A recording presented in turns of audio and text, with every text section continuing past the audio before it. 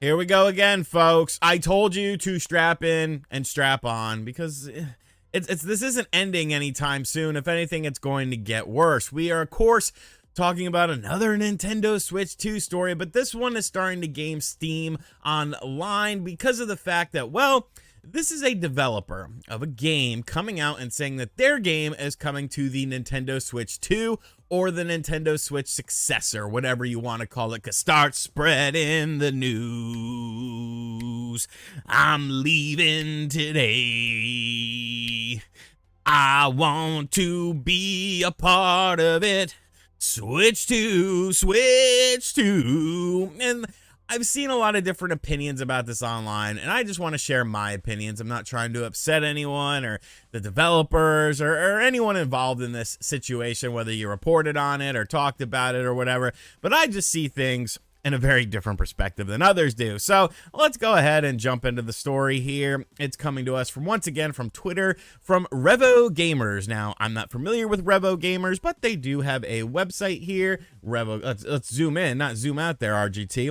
RevoGamers.net, a community, a web community dedicated to Nintendo Switch analysis, notices.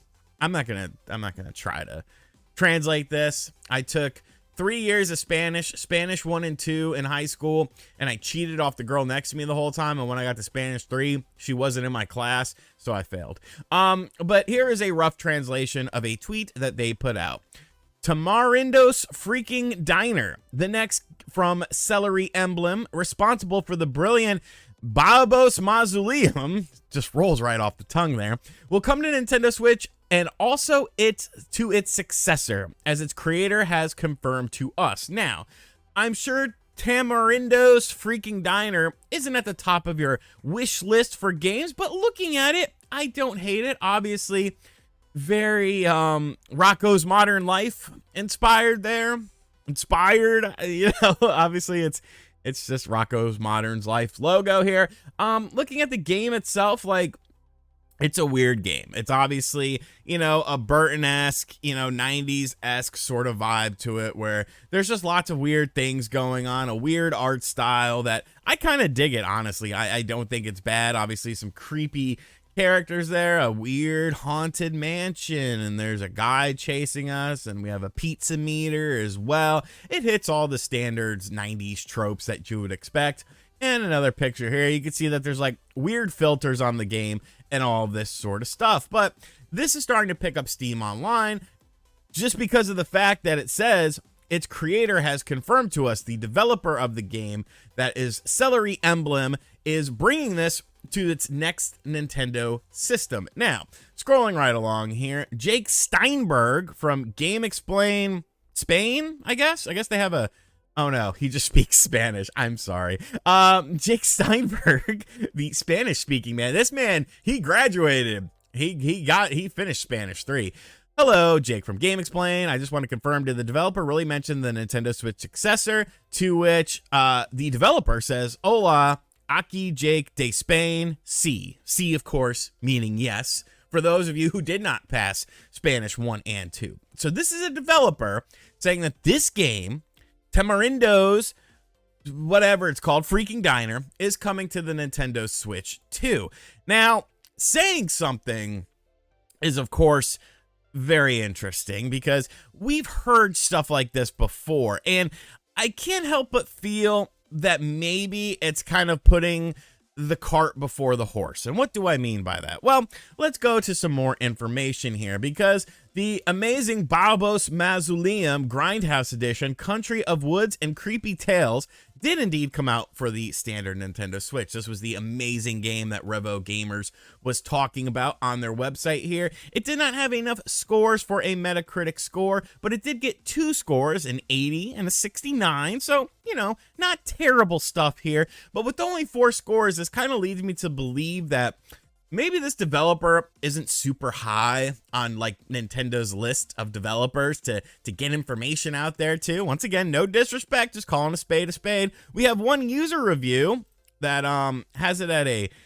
0. Good Game Plus. Obviously did not have a very fun time with this game, that Barbados Mausoleum or whatever it's called. Baobas. We're just gonna call it Barbados.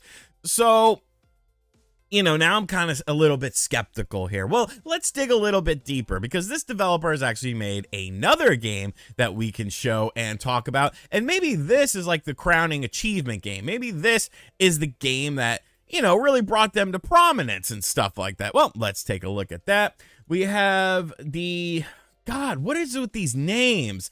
Mesmeratu, which came out on Steam back in 2020 from Celery Emblem, of course. Mostly positive stuff here, you know. Okay, 75% of the users, or 75% of the 12 user reviews for this game are positive. So 12 user reviews. You could scroll down here: recommended, not recommended, recommended, not recommended. Oh, you can't play it because he's colorblind.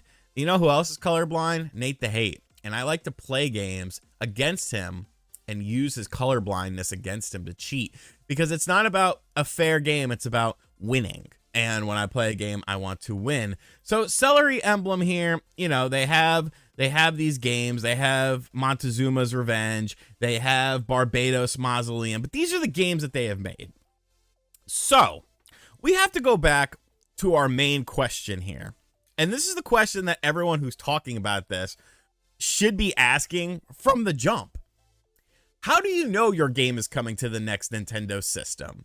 Because you do not have a development kit. I could say that with 110% certainty. You do not have a development kit for this system. You do not know the specs of this system. I've heard some mumblings online that the developer got a spec sheet. I don't know if that's coming from the developer themselves, or if that's just internet conjecture where people are just fabricating stuff to make their stories look better. But you don't have a spec sheet for the system either. You have nothing. You have nothing going on to say that your game is going to come to the system besides wanting to put it on the system. You see, there's a big difference between wanting to do something and doing something. But more importantly, I think of a Switch game that never came out, and it was a game that the developer got a lot of publicity for, because before the Switch was, I think that before the Switch was even unveiled, this game was touted as coming to the Switch as an exclusive. People were talking about it. People were interviewing the people with it. They were getting front page publicity.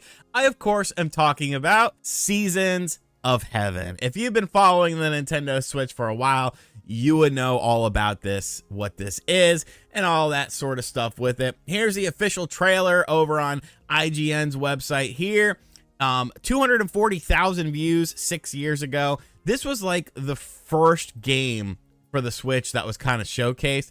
And when you look at it, like, if you know anything about game development and game design, you would know there's a lot of stock assets here as far as, you know, what you're doing, how you're supposedly crafting the game here. Like, you know, a small boy and a pug dog and a game with lots of grass and trees. Like, these are a lot of stock assets that you can get when you know, do these asset packs for things like Unreal Engine and stuff like that. So was this ever a game, or was this just a CGI trailer to mimic a game? Because this company ended up getting a ton of publicity from this. Like I said, this was a highly talked about game. This was something that garnished a lot of attention. People were interviewing the alleged developers. And then what happened after this trailer? Nothing. Nothing. They completely disappeared off the face of the earth. I feel like this was putting the cart before the horse. Maybe they wanted to make this game. Maybe they had a, like, look at the animation of that dog. Like, it's not even like a natural animation. Like, walking like he's got a Q-tip in his ass.